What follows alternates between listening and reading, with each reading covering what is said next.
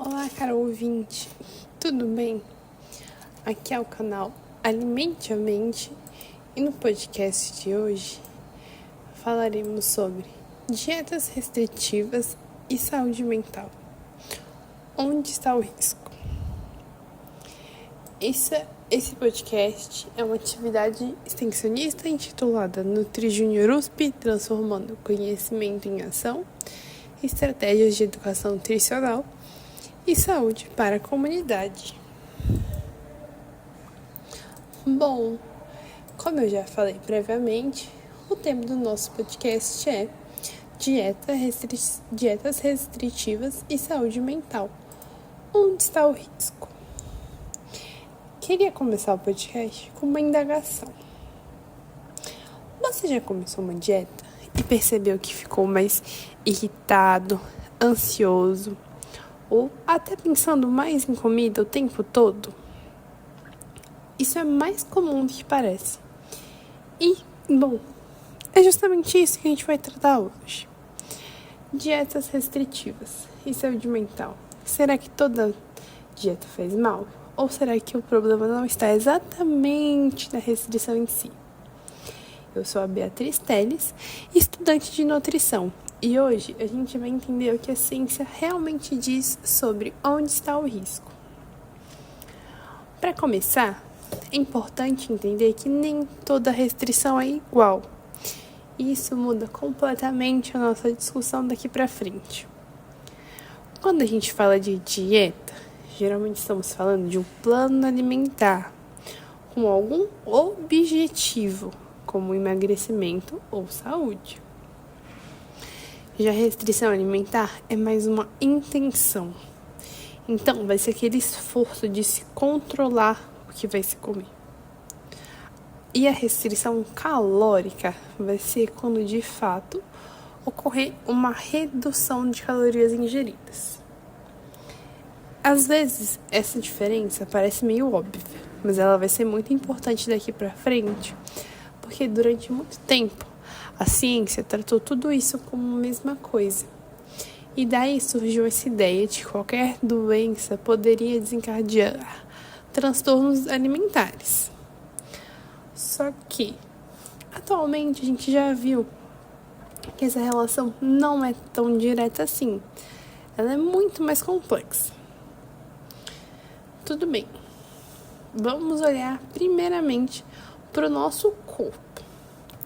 O que vai acontecer biologicamente quando a gente entra numa dieta muito restritiva?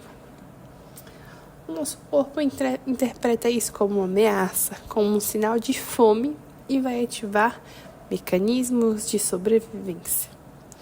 Ele vai aumentar o cortisol, que é o hormônio do estresse. Vai reduzir os neurotransmissores da felicidade, como a serotonina, e vai aumentar a fome fisiológica. Então, realmente, o nosso corpo vai lutar contra essa ameaça que é a dieta restritiva. Para exemplificar isso, um estudo experimental muito interessante, com 121 mulheres divididas em 4 grupos durante 3 semanas, buscou entender. Um grupo restringia calorias e monitorava a alimentação. Um grupo apenas monitorava a alimentação. Outro grupo apenas restringia a alimentação. E um grupo controle não tinha intervenção nenhuma. O que é essa restrição? Então, para deixar bem claro, essa restrição seria uma restrição calórica e esse monitoramento seria a pessoa percebendo exatamente o que ela está comendo. Então, ela ia anotando ali tudo que ela comia. Ok. Quais foram os resultados do estudo? Foram que os grupos com restrição calórica obtiveram níveis mais altos de cortisol, indicando um aumento do estresse biológico.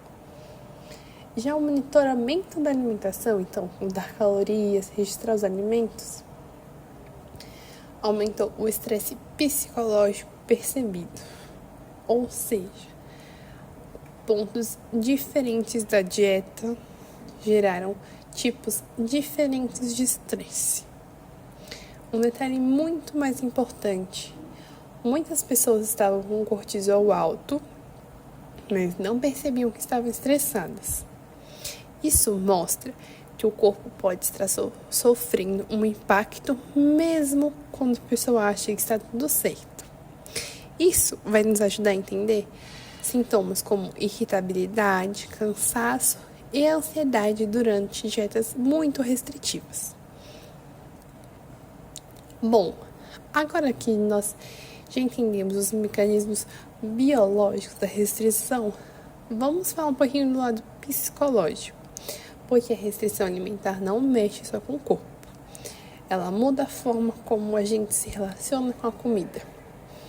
Ela pode levar pensamentos constantes sobre comida, sensação de perda de controle, culpa ao comer e o ciclo clássico. Uma restrição muito exagerada que vai levar a um episódio de compulsão e uma culpa, um sentimento de autocensura que vai fazer com que esse ciclo se perpetue. Isso acontece porque a privação aumenta o desejo. Quanto mais você tenta evitar um alimento, mais ele ocupa espaço na sua mente. Quando a pessoa sai da dieta, muitas vezes vem a sensação do fracasso, que faz ela tentar restringir ainda mais. E o ciclo continua. Mas aqui entra um ponto muito importante, que muita gente não sabe. Nem toda dieta faz mal. Estudos mais recentes, inclusive ensaios clínicos controlados, mostraram que dietas estruturadas, acompanhadas por profissionais, não aumentam o risco de transtornos alimentares. Em alguns casos, elas podem até reduzir episódios de compulsão e melhoram a relação com o corpo. Mas, ao mesmo tempo, é muito importante, e os estudos alertam, sobre como a gente se relaciona com a comida. Vou trazer de novo aqui um outro estudo com 125 universitários muito interessante, que avaliou 3 abordagens.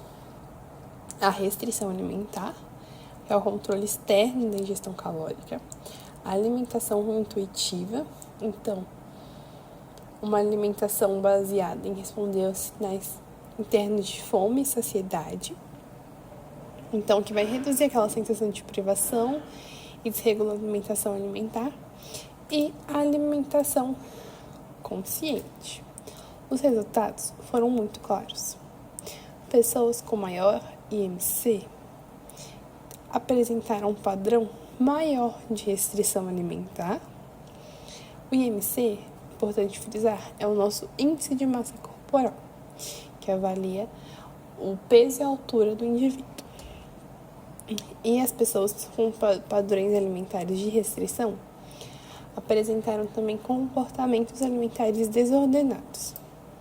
Enquanto quem seguia uma alimentação mais intuitiva, então, percebendo comendo quando estava com fome, percebendo bem os sinais de saciedade, não comendo nem mais do que precisava, nem menos, tinha um menor IMC, menor risco de transtornos alimentares e uma relação mais equilibrada com a comida.